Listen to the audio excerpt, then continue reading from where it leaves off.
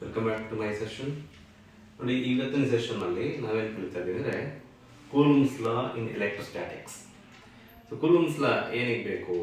So ನಾವು last ಕ್ಲಾಸಲ್ಲಿ ಒಂದು ಪ್ರಾಪರ್ಟಿ ಸ್ಟಡಿ ಮಾಡಿದ್ವಿ, like charges repel and unlike charges attract. So ಎಷ್ಟು ಫೋರ್ಸಲ್ಲಿ ಅದು ರಿಪೆಲ್ ಆಗುತ್ತೆ, ಅದು ಎಷ್ಟು ಫೋರ್ಸಲ್ಲಿ ಅಟ್ರಾಕ್ಟ್ ಆಗುತ್ತೆ, ಅದನ್ನು ಹೇಗೆ ಮೆಜರ್ ಮಾಡೋದು, how to measure that force, how to calculate its magnitude, ಅದನ್ನು ತಿಳಿಸ್ಕೊಟ್ಟಿದ್ದು ಕೂಲಂಬ್.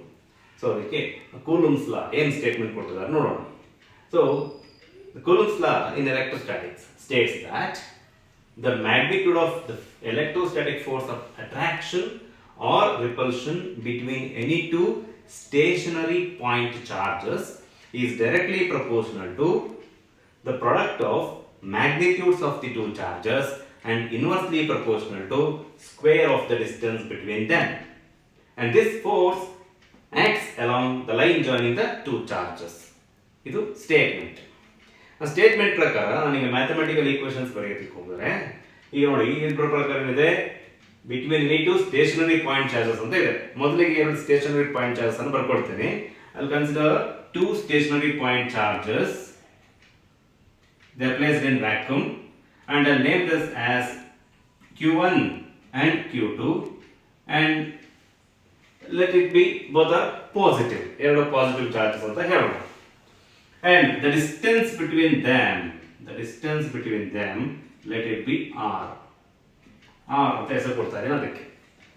And ಸ್ಟೇಟ್ಮೆಂಟ್ ಪ್ರಕಾರ ಇದೆ, electrostatic force of attraction or repulsion ಅಂದ್ರೆ ಮ್ಯಾಗ್ನಿಟ್ಯೂಡ್ ತಗೊಳ್ತೀನಿ ನಾನು. That magnitude of force between the two charges is directly proportional to product of magnitudes of the charges. ಅಂದ್ರೆ Q1 into Q2. ಇದು ಎರಡು plus ಎರಡು minus, ಇದು plus minus minus plus, no need to worry about that. ಅದೇ ಇದರ meaning. Magnitude of the two charges ಅಂದ್ರೆ ಅದ್ರ magnitude ತಗೊಂಡು ಮಲ್ಟಿಪ್ಲೈ ಮಾಡ್ಬೇಕಷ್ಟೇ ನಾವು. ಅದರ ಸೈನ್ ಎಲ್ಲ ನಾವು ಕನ್ಸಿಡರ್ ಮಾಡೋ ಹಾಗಿಲ್ಲ ಈ ಸ್ಟೇಟ್ಮೆಂಟ್ ಪ್ರಕಾರ. And is inversely proportional to square of the distance between them, 1 by r square. And combining these two, I can say F proportional to Q1 Q2 by r square. ಅಥವಾ equate ಮಾಡಬೇಕು ಅಂದ್ರೆ, ಇದನ್ನ ಈ equation ನ equate ಮಾಡಬೇಕು ಅಂದ್ರೆ ಅಲ್ಲಿ ನಮಗೆ ಪ್ರಪೋರ್ಷನಲ್ ಕಾನ್ಸ್ಟೆಂಟ್ ಬರುತ್ತೆ. ಆ ಪ್ರಪೋರ್ಷನಲ್ ಕಾನ್ಸ್ಟೆಂಟ್ ಅನ್ನು ತಗೊಂಡ್ರೆ ಆ ಪ್ರಪೋರ್ಷನಲ್ ಕಾನ್ಸ್ಟೆಂಟ್ ಕೆ ಆಗುತ್ತೆ. K times Q1 Q2 by r square ಅಂತ ಹೇಳ್ತೀವಿ. And where k is equal to 1 by 4 pi epsilon naught. ಈ ವ್ಯಾಲ್ಯೂನ ಯಾಕೆ ತಗೊಂಡೆ ಅಂದರೆ, ಈ k ವ್ಯಾಲ್ಯೂ, ಈ ಪ್ರಪೋರ್ಷನಲ್ ಕಾನ್ಸ್ಟೆಂಟ್ ಇದೆಯಲ್ಲ, that depends on the system of unit what we are selecting, and it also depends on the medium in which the two charges are placed. ಆ ಎರಡು point ಮೇಲೆ ಈ k ವ್ಯಾಲ್ಯೂ ಡಿಪೆಂಡ್ ಆಗಿರುತ್ತೆ. ಈಗ ಇಲ್ಲಿ ನಾನು S system ಅನ್ನು use ಮಾಡ್ತಾ ಇದ್ದೇನೆ, ಜೊತೆಗೆ these two R placed in vacuum ಮೊದಲೇ ಹೇಳುತ್ತೆ. ಸೊ ಆ ಕಂಡೀಷನ್ ಮೇಲೆ ನಾನು 1 by 4 pi epsilon ಅಂತ ಬರಿತಾ ಇದ್ದೇನೆ. ಅಂಡ್ ಇಲ್ಲಿ ಎಪ್ಸಿಲಾನ್ ನಾಟ್ ಅಂದ್ರೆ ಏನು, ಎಪ್ಸಿಲಾನ್ ನಾಟ್ ಅಂದ್ರೆ ಏನು, ಇದೊಂದು ಹೊಸ ಸಿಂಬಲ್ ನಮಗೆ ಈ ಚಾಪ್ಟರ್ ನಲ್ಲಿ. ಎಪ್ಸಿಲಾನ್ ನಾಟ್ ಅಂದ್ರೆ it is permittivity of free space. Permittivity of free space ಅಂತ ಹೇಳ್ತೀವಿ. ಮತ್ತೆ ಅದರ ವ್ಯಾಲ್ಯೂ ಎಷ್ಟು? ಎಪ್ಸಿಲಾನ್ ನಾಟ್ ವ್ಯಾಲ್ಯೂ ತಗೊಂಡ್ರೆ ಇದು 8.854 into 10 power minus 12. So 10 power minus 12 coulomb square per Newton per meter square. ಅಥವಾ ಅದನ್ನ ಸಿಂಪಲ್ ಆಗಿ ಫೆರಾಡ್ ಪರ್ ಮೀಟರ್ ಅಂತ ಬೇಕಾದರೂ ಬರೀಬಹುದು ನಾವು. ಇದು ಅದರ value. So finally coulomb equation ಏನು ಬರೀತೀನಿ ನಾನು ಅಂದ್ರೆ, F is equal to 1 by 4 pi epsilon naught into Q1 Q2 by r square. ಇದು coulomb force, expression for coulomb force. ಈ ಈಕ್ವೇಶನ್ ಬಹಳ ಇಂಪಾರ್ಟೆಂಟ್ ಈ ಚಾಪ್ಟರ್ ನಲ್ಲಿ. ಈಗ ಯಾವುದೇ ಒಂದು ಎರಡು ಚಾರ್ಜ್ ಮಧ್ಯೆ ನಾವು ಫೋರ್ಸ್ ಅನ್ನ ಕ್ಯಾಲ್ಕುಲೇಟ್ ಮಾಡಬೇಕು ಅಂದ್ರೆ we have to use this equation only. Very very important. Okay, and calculation purpose ಗೆ ಬಂದ್ರೆ ನೋಡಿ 8.854 into 10 power minus 2 ಅನ್ನೆಲ್ಲ ಹಾಕೊಂಡು ಪದೇ ಪದೇ ಕ್ಯಾಲ್ಕುಲೇಷನ್ ಮಾಡೋ ಬದಲಿಗೆ ವ್ಯಾಕ್ಯೂಮ್ ನಲ್ಲಿದ್ದಾಗ ಸೊ ಡೈರೆಕ್ಟ್ ಆಗಿ ರೆಡಿ ವ್ಯಾಲ್ಯೂ ಬರುತ್ತೆ 1/4πε0 ವ್ಯಾಲ್ಯೂ ಎಷ್ಟು ಬರುತ್ತೆ ಅಂದ್ರೆ ಇಫ್ ಯು ಕ್ಯಾಲ್ಕುಲೇಟ್ ಇಟ್ 8.9875 ಅಂತ ಬರುತ್ತೆ. ಅದನ್ನ ನಾವು ರೌಂಡ್ ಫಿಗರ್ ಮಾಡಿ for calculation purpose 9 into 10 power 9 ಆಗುತ್ತೆ ಅದರ value. So 9 into 10 power 9 newton metre square per coulomb square, newton metre square per coulomb square ಆಗುತ್ತೆ. ಇದು ಇದರ value. So for calculation purpose I can use F is equal to 9 into 10 power 9 Q1 Q2 by R square ಅಂತ ಹಾಕೊಂಡು ನಾವು calculations ಅನ್ನ continue ಮಾಡ್ಕೊಳ್ಬಹುದು. So ನಿಮಗೆ exam ನಲ್ಲಿ state and explain Coulomb's law in electrostatics ಅಂತ ಕೇಳ್ತಾರೆ. ಸೊ ಅದನ್ನು ಕೇಳಿದ್ರೆ ನೋಡಿ ಈ ಸ್ಟೇಟ್ಮೆಂಟ್ ಅನ್ನು ಬರೆಯಬೇಕು, ಅದಕ್ಕೆ 1 ಮಾರ್ಕ್ ಇರುತ್ತೆ. ಮತ್ತೆ ಎಕ್ಸ್ಪ್ಲನೇಷನ್ ಗೆ ಬಂದ್ರೆ ನೋಡಿ ಈ ಡಯಾಗ್ರಾಮ್ ಸಿಂಪಲ್ ಆಗಿ ಒಂದು diagram hockey F proportional to Q1 Q2 F proportional to 1 by R square combiningly F proportional to Q1 Q2 by R square and with proportional constant F is equal to K Q1 Q2 by R square. ಮತ್ತೆ ಅದರ expression ಏನು K ಇದು expression ಇಷ್ಟು ಬರೆದ್ರೆ ಅದು explanation ಆಗುತ್ತೆ. ಇಷ್ಟು ಬರೆದ್ರೆ ನಿಮಗೆ ಈಸಿಯಾಗಿ 2 ಮಾರ್ಕ್ಸ್ ಸ್ಕೋರ್ ಮಾಡಬಹುದು. So this is about the statement and explanation of Coulomb's law in electrostatics. ಈಗ ನೆಕ್ಸ್ಟ್ ಈಗ ಈ ಎರಡು ಚಾರ್ಜಸ್ ಏನಾದ್ರು ಇನ್ ವ್ಯಾಕ್ಯೂಮ್ ನಲ್ಲಿದ್ರೆ ಹೀಗೆ by chance in a material medium, okay, ಯಾವುದೋ ಒಂದು ಗೇಷಿಯಸ್ ಮೀಡಿಯಂ ನಲ್ಲಿದೆ ಅಥವಾ ಒಂದು ವಾಟರ್ ಒಳಗಡೆ ಇದೆ ಎರಡು ಚಾರ್ಜಸ್ ಅಥವಾ ಯಾವುದೋ ಒಂದು ಬೇರೆ ಅದರ್ ದ್ಯಾನ್ ವ್ಯಾಕ್ಯೂಮ್ ನಲ್ಲಿ ಇದ್ದರೆ ಅದಕ್ಕೆ ಏನು ಎಕ್ಸ್ಪ್ರೆಷನ್ ಆಗುತ್ತೆ. ಸೊ ಅದನ್ನ ನೋಡೋಣ. In other medium other than vacuum ಏನ್ ಬರೀತೀವಿ? In other medium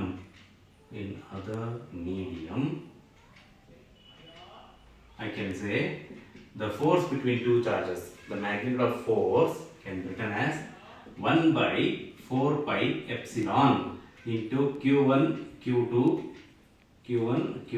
by R square. Previous expression ಅಲ್ಲಿ epsilon naught ಬರ್ತದೆ. ಏನಕ್ಕೆ epsilon naught ಅಂದ್ರೆ permittivity of free space, but ಇಲ್ಲಿ epsilon ಅಂತ ಬರ್ತಿದೆ. Epsilon is given by epsilon naught into epsilon r, where epsilon is absolute permittivity of the medium. Absolute permittivity of the medium ಅಂದ್ರೆ epsilon ಆಗುತ್ತೆ. ಮತ್ತೆ ಇಲ್ಲ ಇನ್ನೊಂದು ಹೊಸ ವರ್ಡ್ ಬಂತು, ಎಪ್ಸಿಲಾನ್ ನಾಟ್ ಗೊತ್ತಾಯ್ತು ನನಗೆ, ಎಪ್ಸಿಲಾನ್ ಗೊತ್ತಾಯ್ತು. ಇಲ್ಲಿ ಎಪ್ಸಿಲಾನ್ ಆರ್ ಅಂದ್ರೆ ನಾವು relative permittivity of the medium ಅಂತ ಹೇಳ್ತೀವಿ. ಇಲ್ಲಿ ಅಬ್ಸಲ್ಯೂಟ್ ಬದಲಿಗೆ other than that epsilon r ಅಂದ್ರೆ relative permittivity of the medium ಅಂತ ಹೇಳ್ತೀವಿ. ಮತ್ತೆ ಅದಕ್ಕೆ ಇನ್ನೊಂದು ಹೆಸರು ಕೂಡ ಕರಿತೀವಿ, ಎಪ್ಸಿಲಾನ್ ಆರ್ ನ ನಾವು ಡೈಎಲೆಕ್ಟ್ರಿಕ್ ಕಾನ್ಸ್ಟೆಂಟ್ ಅಂತ ಕೂಡ ಕರಿತೀವಿ. ಅದನ್ನ ನೆಕ್ಸ್ಟ್ ಸೆಷನ್ ಅಲ್ಲಿ ನೋಡ್ತೇನೆ, ನೆಕ್ಸ್ಟ್ ಕಂಟಿನ್ಯೂ ಟಾಪಿಕ್ ನಲ್ಲಿ ನೋಡ್ತೇನೆ. ಈಗ epsilon r can be written as epsilon by epsilon naught ಅಂತ ಬರ್ತದೆ. So in other medium I have to use this equation to calculate the force between the two charges. Okay, so 1 by 4 pi epsilon Q1 Q2 by R square ಅಂತ ಬರ್ತದೆ. This is about the Coulomb's law in other medium other than air or vacuum. Okay. Next Coulomb's law in vector form. Coulomb's law in vector form ಗೆ ಬಂದ್ರೆ ಅದರಲ್ಲಿ ನಾವೇನ್ vector notation ಅನ್ನ ಕಲ್ತ್ಕೊಳ್ತಾ ಇದೀವಿ, ಜೊತೆಗೆ direction of force ಅನ್ನ ಕೂಡ ನಾವಿಲ್ಲಿ ಈಸಿಯಾಗಿ ಅರ್ಥ ಮಾಡ್ಕೊಳ್ಬಹುದು. Okay, so let's see Coulomb's law in vector form. Coulomb's law in vector form. I'll consider two charges, say both are positive charges, plus Q1 and plus Q2 ಅಂತ ತಗೊಳ್ತಾ ಇದ್ದೇನೆ, and distance between them r ಅಂತ ಕರಿತೀನಿ ಸದ್ಯಕ್ಕೆ. Okay, ಅದನ್ನ r ಅಂತ ಈಗ ಕರೆದಿರ್ತೇನೆ. ಇಲ್ಲಿ ಏನಾಗುತ್ತೆ, ಈಗ force exerted by Q2 on Q1. Q1 ಮೇಲೆ ಎಷ್ಟು ಫೋರ್ಸ್ ಎಕ್ಸರ್ಟ್ ಮಾಡ್ತಾ ಇದೆ? Q1 Q2 ಅಂತ ತಗೊಂಡಿದ್ದೇನೆ ಇಲ್ಲಿ. Force exerted by Q2 on Q1. ಈ Q2 ಈ Q1 ಮೇಲೆ ಎಷ್ಟು ಫೋರ್ಸ್ ಅನ್ನು ಎಕ್ಸರ್ಟ್ ಮಾಡ್ತಾ ಇದೆ. ಈಗ ಮೊದಲಿಗೆ ಎರಡರದ್ದು ನೇಚರ್ ಏನಿದೆ, ಎರಡು ಲೈಕ್ ಚಾರ್ಜಸ್. ಇಲ್ಲಿ ಕೇಸ್ ಏನು, Q1 into Q2 Q1 into Q2 is greater than 0 ಅಂತ ಬರೀತೇನೆ. ಗ್ರೇಟರ್ than 0 ಎರಡು ಪಾಸಿಟಿವ್ ಆದ್ರಿಂದ if you multiply Q1 Q2 it will be more than 0. ಅದಕ್ಕೆ ನಾನು greater than 0 ಆ ಕೇಸ್ ಅಂತ ಬರ್ತೀನಿ. ಎರಡು ಕೇಸ್ ಬರುತ್ತೆ ಅಲ್ಲಿ, Q1 Q2 greater than 0 and Q1 Q2 less than 0 ಅಂತ ಬರುತ್ತೆ. ಓಕೆ, ಇದು ಯಾವಾಗ ಗ್ರೇಟರ್ than 0 ಬರುತ್ತೆ, ಎರಡು ಪಾಸಿಟಿವ್ ಇದ್ದಾಗ ಅಥವಾ ಎರಡು ನೆಗೆಟಿವ್ ಇದ್ದಾಗ Q1 Q2 greater than 0 ಆಗುತ್ತೆ. ಅದೇ ಒಂದು ಚಾರ್ಜ್ ಪ್ಲಸ್ ಇನ್ನೊಂದು ಚಾರ್ಜ್ ಮೈನಸ್ ಇದ್ದಾಗ ಆಗ Q1 Q2 is less than 0 ಅಂತ ಬರುತ್ತೆ. So Q1 Q2 greater than 0 ಇದ್ರೆ ಏನದರ ಅರ್ಥ, ರಿಪಲ್ಸಿವ್ ಫೋರ್ಸ್ ಅಂತ ಅರ್ಥ. ಸೊ ಎರಡು ರಿಪೆಲ್ ಮಾಡುತ್ತೆ. ಈ Q2 ಏನ್ ಮಾಡುತ್ತೆ, Q1 ಅನ್ನ ರಿಪೆಲ್ ಮಾಡುತ್ತೆ, ಈ ಕಡೆ ಒದ್ದು ಈ ಕಡೆ ಕಳಿಸುತ್ತೆ. ಓಕೆ, ಅದನ್ನ ನಾನು ಏನಂತ ಕರಿತೀನಿ, force exerted by Q2 on Q1 F21 vector ಅಂತ ಕರಿತೀನಿ. F21 vector is directed towards left hand side and distance between these two I'll take it as R21 ಅಂತ ಕರಿತೀನಿ. R21 ಕ್ಯಾಪ್ ಅಂತ ಕರಿತೀವಿ ಡಿಸ್ಟೆನ್ಸ್ ಗೆ. ಆಗ ಜನರಲಿ ಏನಂತ ಬರೀತೀವಿ ನಾವು, F21 vector is equal to 1/4πε0 into Q1 Q2 by R21 square into R21 cap. R21 cap ಅಥವಾ ಇಲ್ಲಿ 21 ಬರೆದಿದ್ರೆ ನಡೆಯುತ್ತೆ, just you can write as it is. ಇಲ್ಲಿ ಬರೆದಿದ್ದೀನಿ ಅಥವಾ ಬರೆದ್ರೆ ಸಾಕು. ವೆಕ್ಟರ್ ಫಾರ್ಮ್ ಅನ್ನು ಕೇಳಿದಾಗ ಏನು, ವೆಕ್ಟರ್ F21 ಅಂದ್ರೆ ಇಲ್ಲಿ force exerted by Q2 on Q1. Q1 ಅನ್ನ ಏನ್ ಮಾಡ್ತಾರೆ, ರಿಪೆಲ್ ಮಾಡ್ತಾರೆ. ಸೊ ರಿಪೆಲ್ ಅಂದ್ರೆ ಲೆಫ್ಟ್ ಸೈಡ್ ಹೋಗ್ತಾರೆ ಫೋರ್ಸ್ ಅಂತ ಅರ್ಥ. ಅದನ್ನ ವೆಕ್ಟರ್ ಫಾರ್ಮ್ ಅಲ್ಲಿ ಬರೀಬೇಕು ಅಂದ್ರೆ LHS ಒಂದು ವೆಕ್ಟರ್ ಇದೆ, RHS ನಲ್ಲಿ ಒಂದು ವೆಕ್ಟರ್ ಬರಲೇಬೇಕು. RHS ನಲ್ಲಿ ತಗೊಂಡ್ರೆ ಈಗ ಪೊಸಿಷನ್ ವೆಕ್ಟರ್ ಆಗುತ್ತೆ ಇದು, ಅಥವಾ ಡಿಸ್ಟೆನ್ಸ್ ಆಗುತ್ತೆ, ಅದು ಸ್ಕೇಲರ್ ಆಗಿರುತ್ತೆ. ಮತ್ತೆ charge is a scalar quantity, ಅದನ್ನ ನಮಗೊಂದು ವೆಕ್ಟರ್ ಬ್ಯಾಲೆನ್ಸ್ ಮಾಡಬೇಕು. ಅದಕ್ಕೆ ನಾನು ಏನ್ ಮಾಡ್ತೀನಿ, ಒಂದು ಯೂನಿಟ್ ವೆಕ್ಟರ್ ನ ಇಂಟ್ರೊಡ್ಯೂಸ್ ಮಾಡ್ತೇನೆ.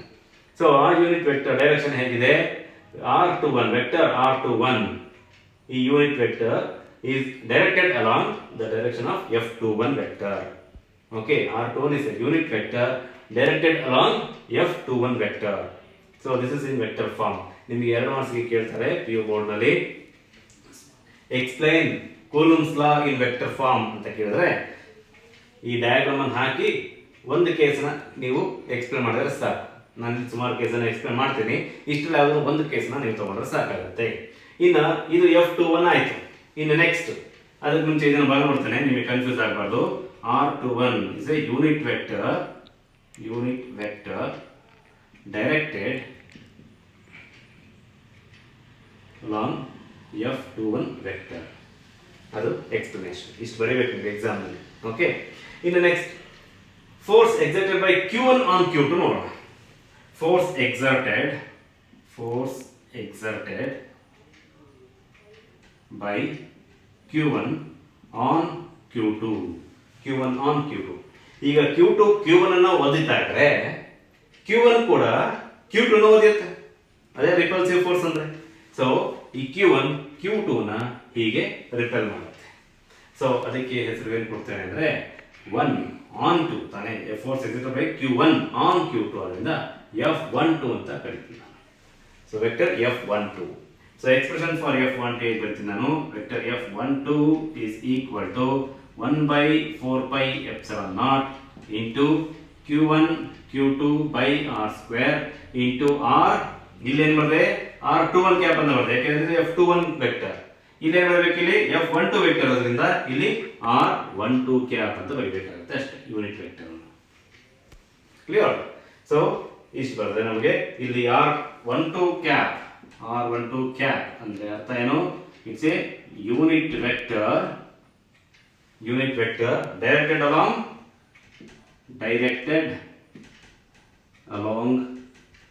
F12 vector. ಇನ್ನು ಕೆಲವು ಬುಕ್ಸ್ ನಲ್ಲಿ ಅಥವಾ ನಾವಿನ್ನು ಇದನ್ನ ವೆಕ್ಟರ್ ನೋಟೇಷನ್ ಅಲ್ಲೇ ಬರೀಬೇಕು, ಯೂನಿಟ್ ವೆಕ್ಟರ್ ಇಲ್ದ್ರೆ ಬರೀಬೇಕು ಅಂತ ತಗೊಂಡ್ರೆ ಅವಾಗ ಏನಾಗುತ್ತೆ, ಇದನ್ನ ಬೇಕಾದ್ರೆ ಇನ್ ವೆಕ್ಟರ್ ಡೈರೆಕ್ಟ್ ಯೂನಿಟ್ ವೆಕ್ಟರ್ ಇಲ್ಲದೆ ಬರೀಬೇಕು ಅಂದ್ರೆ ನೋಡಿ, ನಾನು ಇದನ್ನ ಹೀಗೆ ಬರೀಬಹುದು. F21 vector is equal to 1/4πε0 into Q1 Q2 by R cube into R21 vector ಅಂತ ಬರೆಯುವುದು. ಇದಂಗೆ ಸ್ಟೇಟ್ಮೆಂಟ್ ಪ್ರಕಾರ ಆರ್ ಸ್ಕ್ವೇರ್ ಇತ್ತು, ಈಗ ಆರ್ ಕ್ಯೂಬ್ ಆಗೋಯ್ತು. You have to move back to your 11th standard first year P U C ಸ್ವಲ್ಪ recall ಮಾಡಬೇಕಾಗುತ್ತೆ memory. Unit vector ಹೇಗೆ ನಾವು ಡಿಫೈನ್ ಮಾಡ್ತೀವಿ? ಆರ್ ಕ್ಯಾಪ್ ಅಂದ್ರೆ vector R by magnitude of vector R, ಈಗ ತಾನೇ ಬರೆಯೋದು ನಾವು. ಸೊ ಇಲ್ಲಿ R21 ಅಂತ ಬರೀತಿದ್ದೀನಿ ಅಂದ್ರೆ ವೆಕ್ಟರ್ R21 ಮ್ಯಾಗ್ನಿಟ್ಯೂಡ್ ಇಂದ ಡಿವೈಡ್ ಮಾಡ್ತಿದ್ದೀವಿ ಅಂತ ಅರ್ಥ. ಅಂದ್ರೆ ಮ್ಯಾಗ್ನಿಟ್ಯೂಡ್ ಅಂದ್ರೆ ಸಿಂಪಲ್ ಆಗಿ R21 ವೆಕ್ಟರ್ ಬೈ R ಅಂತ ಬರೀಬಹುದು. So R into R square ಏನಾಗುತ್ತೆ? R ಕ್ಯೂಬ್ ಆಗುತ್ತೆ. ಸೊ ನೀವು ಬೇಕಾದ್ರೆ ಐದರ್ ಈ ಈಕ್ವೇಶನ್ ಬರೀರಿ ಅಥವಾ ಇದನ್ನು ಬೇಕಾದ್ರೂ ಬರೀರಿ. ಬಟ್ ನಾನು ಜನರಲಿ ಸಜೆಸ್ಟ್ ಮಾಡೋದು ಸ್ಟೂಡೆಂಟ್ಸ್ಗೆ, I am suggesting this equation because here you will not get any any confusion. ನಿಮ್ಗೆ ಯಾವುದೇ ರೀತಿಯ ಕನ್ಫ್ಯೂಷನ್ ಆಗೋದಿಲ್ಲ. ಅಲ್ಲಿ ಸ್ಟೇಟ್ಮೆಂಟ್ ಅಲ್ಲೂ ಸ್ಕ್ವೇರ್ ಇರುತ್ತೆ, ಈ ಎಕ್ಸ್ಪ್ರೆಷನ್ ಅಲ್ಲೂ ಸ್ಕ್ವೇರ್ ಬಂದ್ಬಿಡುತ್ತೆ. ಸೊ ಕೆಲವರಿಗೆ ಇಲ್ಲಿ ವೆಕ್ಟರ್ ನಲ್ಲಿ ಬರೆದಾಗ ಕ್ಯೂಬ್ ಹಾಕೊಂಡ್ರೆ ಕನ್ಫ್ಯೂಸ್ ಆಗ್ಬೋದು. ಆ ಕಾರಣಕ್ಕೆ I will prefer and suggest this form of equation in vector form. So this is about q1 into q2 greater than 0. And now come to q1 q2 less than 0 ಆದರೆ ಏನಾಗುತ್ತೆ? ಅದಕ್ಕೆ ಮುಂಚೆ ನೋಡೋಣ. ಇಲ್ಲಿ ಅಬ್ಸರ್ವ್ ಮಾಡಬಹುದು ನೀವು, R21 ವೆಕ್ಟರ್ ಈ ಕಡೆಗೆ ಇದ್ರೆ R12 ವೆಕ್ಟರ್ ನೋಡಿ, R21 vector is towards left hand side. R21 vector will be directed towards this direction and R12 vector will be directed towards that direction. ಎರಡು ಈಕ್ವಲ್ ಮ್ಯಾಗ್ನಿಟ್ಯೂಡ್ ಇದೆ but opposite direction ಇದೆ. ಆದ್ರಿಂದ ಇಲ್ಲಿ I can say we have to note this point ಏನಂದ್ರೆ F21 is equal to minus F12 vector. So ಇದನ್ನ ನೋಡ್ರಿ, ಯಾವ್ದಾದ್ರು Newton's law ನೆನಪಾಗುತ್ತಾ? ಥರ್ಡ್ ಲಾ ಆಫ್ ಮೋಷನ್ ನೆನಪಾಗಬೇಕು. For every action there is an equal and opposite reaction. Okay, so ಅದನ್ನ ಇದು obey ಮಾಡ್ತಾ ಇದೆ. It obeys Newton's third law of motion. ಅಂದ್ರೆ ಇದು ಎಷ್ಟು ಫೋರ್ಸ್ ಅಲ್ಲಿ ಈ Q1 Q2 ನ ರಿಪೆಲ್ ಮಾಡುತ್ತೆ, ಅಷ್ಟೇ ಫೋರ್ಸ್ ನಲ್ಲಿ Q2 Q1 ನ ರಿಪೆಲ್ ಮಾಡುತ್ತೆ ಅಂತ ಅರ್ಥ. So both are equal in and opposite in nature. Okay, C Q1 into Q2 greater than 0. ಈಗ ಸೇ Q1 1 ಕೂಲಮ್ ಅಂದ್ಕೊಳ್ಳಿ, Q2 ಒಂದು 3 ಕೂಲಮ್ ಅಂದ್ರೆ ಇಲ್ಲಿ ಪ್ಲಸ್ 2 ಪ್ಲಸ್ ಪ್ಲಸ್ ಇದ್ರೆ Q1 into Q2 ಏನಾಗುತ್ತೆ? Q1 into Q2 will be 3 into 1 that is 3 coulomb ಆಯ್ತು. ಇನ್ನು ಅದೇ ಎರಡು ಮೈನಸ್ ಮೈನಸ್ ತಗೊಂಡಿದ್ರೆ ಬೈ ಚಾನ್ಸ್ ಮೈನಸ್ ತಗೊಂಡ್ರು ಕೂಡ ಮೈನಸ್ ಇಂಟು ಮೈನಸ್ ಪ್ಲಸ್ ತಾನೆ. ಸೊ ಇಲ್ಲೂ ಕೂಡ ಅಷ್ಟೇ ಆಗುತ್ತೆ, 3 into 1 ಆಗುತ್ತೆ. ಸೊ ಅಂದ್ರೆ Q1 into Q2 ಪ್ರಾಡಕ್ಟ್ ಅಂದಾಗ ಗ್ರೇಟರ್ ದನ್ 0 ವ್ಯಾಲ್ಯೂ ಬರ್ತಾ ಇದೆ ಅಂತ ಅರ್ಥ. ಆಗ ನೇಚರ್ ಆಫ್ ಫೋರ್ಸ್ ಏನಿರುತ್ತೆ? ರಿಪಲ್ಸಿವ್ ಫೋರ್ಸ್ ಇರುತ್ತೆ. ಸೊ ಅದಕ್ಕೆ ನಾವು ಪ್ಲಸ್ Q1 Q2 ತಗೊಂಡ್ರೆ ಎರಡು ರಿಪೆಲ್ ಆಗುತ್ತೆ, ಅದು ಎರಡು ಮೈನಸ್ ತಗೊಂಡ್ರು ಕೂಡ ಎರಡರಲ್ಲೂ ಕೂಡ ರಿಪೆಲ್ ಮಾಡುತ್ತೆ. ಇನ್ನು ಸೆಕೆಂಡ್ ಕೇಸಿಗೆ ಬಂದ್ರೆ Q1 Q2 ಲೆಸ್ ದ್ಯಾನ್ 0 ಅಂತ ತಗೊಂಡ್ರೆ, ಲೆಸ್ ದ್ಯಾನ್ 0 ಅಂದ್ರೆ ಸೇಮ್. ಈಗ ಸೇ ಪ್ಲಸ್ 1 ಕೂಲಮ್ ಇಂಟು -3 ಕೂಲಮ್ ಅಂತ ತಗೊಂಡ್ರೆ ಎಷ್ಟಾಯ್ತು? -3 ಕೂಲಮ್ ಆಯ್ತಲ್ವಾ? ಸೊ -3 ಇದ್ರೆ ಲೆಸ್ ದ್ಯಾನ್ 0 ಅಂದ್ರೆ ಯಾವಾಗ ಈ ಕೇಸ್ ಬರುತ್ತೆ? ಒಂದು ಪ್ಲಸ್ ಒಂದು ಮೈನಸ್, ಅಥವಾ ಒಂದು ಮೈನಸ್ ಒಂದು ಪ್ಲಸ್, ಹಾಗಿದ್ದಾಗ ಈ ಕೇಸ್ ಬರುತ್ತೆ. ಇಲ್ಲಿ ನೇಚರ್ ಆಫ್ ಫೋರ್ಸ್ ಏನಾಗಿರುತ್ತೆ? ಅನ್ಲೈಕ್ ಆಯ್ತು. Unlike charges attract each other. So attract ಯಾವಾಗ? ಈಗ F12 what's the force exerted by 1 on 2. ಈ 2 ನ ಈ ಪ್ಲಸ್ ಏನ್ ಮಾಡುತ್ತೆ? ಅಟ್ರಾಕ್ಟ್ ಮಾಡುತ್ತೆ. ನೋಡಿ ಈ ಕಡೆ ಹೇಳ್ಕೊಡುತ್ತೆ ಆ ಕಡೆ. ಸೊ ಇದು F12 ಫೋರ್ಸ್ ಆಯ್ತು. F12 ಅಂದ್ರೆ ಈಗ ವೆಕ್ಟರ್ ಫಾರ್ಮ್ ನ ಬರೀಬೇಕು ಅಂದ್ರೆ 1/4πε0 into Q1 Q2 by R square into R12 cap ಬರ್ತದೆ. ಇನ್ನು F21 ಅಂತ ತಗೊಳ್ತೇನೆ. F21 ವೆಕ್ಟರ್, F21 ಅಂದ್ರೆ force exerted by Q2 on Q1. ಈ Q2 Q1 ಏನ್ ಮಾಡುತ್ತೆ? ಅದು ಕೂಡ ಅದರ ಕಡೆಗೆ ಹೇಳ್ಕೊಡುತ್ತೆ, ಅಟ್ರಾಕ್ಟ್ ಮಾಡುತ್ತೆ. ಬಾ ನನ್ನ ಕಡೆಗೆ ಅಂದ್ರೆ ಈ ಕಡೆ ಬರುತ್ತೆ. ಸೊ ಅಲ್ಲಿಗೆ F21 ವೆಕ್ಟರ್ ಆಗುತ್ತೆ. F21 vector. ಸೊ ಇದು ಕೂಡ same 1/4πε0 into Q1 Q2 by R square into R21 cap ಆಯ್ತು.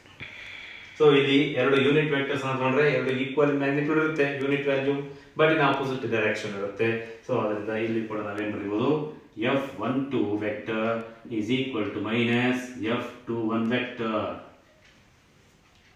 Again it obeys Newton's third law of motion, and this is about the Coulomb's law in vector form and direction of force. ನೀವು ಈ chapter ನಲ್ಲಿ ಯಾವುದೋ ಒಂದು charge ಮೇಲೆ ಯಾವ direction ಅಲ್ಲಿ force act ಮಾಡ್ತದೆ ಅಂದ್ರೆ, ನಾವು ಮೊದಲಿಗೆ ಆ ಚಾರ್ಜ್ ಮೇಲೆ ಇನ್ನೊಂದು ಯಾವ ಚಾರ್ಜ್ ಅದನ್ನ ರಿಪೆಲ್ ಮಾಡ್ತಾ ಇದೆ ಅಥವಾ ಅಟ್ರಾಕ್ಟ್ ಮಾಡ್ತಾ ಇದೆ, ಇನ್ಫ್ಲೂಯೆನ್ಸ್ ಮಾಡ್ತಿದೆ, ಅವೆರಡರ ಮಧ್ಯೆ ಏನು ನೇಚರ್ ಆಫ್ ಫೋರ್ಸ್ ಬರುತ್ತೆ ಅನ್ನೋದನ್ನ ಈ ಕಾನ್ಸೆಪ್ಟ್ ನಾವು ಈಸಿಯಾಗಿ ಅರ್ಥ ಮಾಡ್ಕೊಳ್ಬಹುದು.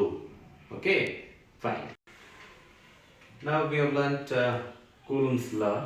With the help of Coulomb's law equation, can we define SI unit of charge? As we know that SI unit of charge is Coulomb, and it is denoted by the symbol capital C. If you are writing its full name, then you should not start with the capital C while writing Coulomb, because you are not writing the name of the scientist, but you are writing it as a unit. So ಆದ್ದರಿಂದ unit ಬರೀಬೇಕಾದ್ರೆ ನಾವು small C ಇಂದಾನೆ start ಮಾಡಬೇಕಾಗುತ್ತೆ. and since this unit is named after a scientist, that's why its symbol is capital letter C ಆಗುತ್ತೆ. This is about the SI unit of charge.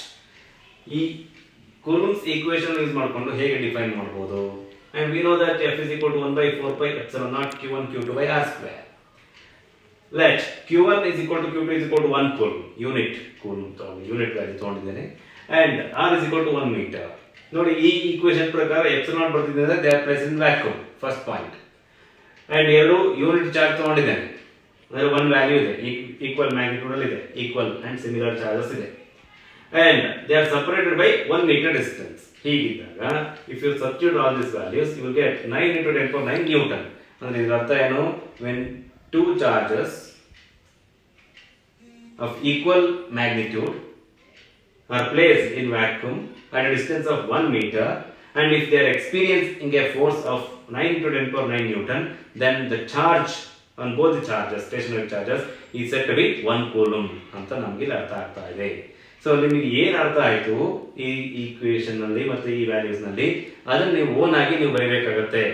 ನಾವು ಇಲ್ಲೇನು ಬರೀತೀವಿ ಅದೇ ಬರೀಬೇಕು ಅಂತ ಏನಿಲ್ಲ ಡೆಫಿನೇಷನ್ ಅನ್ನು. Okay, please try to put it in your own words, but the concept is the two charges must be stationary, point charges must be kept in vacuum, separated by 1 meter distance, and they have to experience a force of 9 into 10 power 9 Newton. Then such amount of charge on them is said to be 1 coulomb. Meaning ನನಗೆ ಬರಬೇಕು ಅಷ್ಟೇ.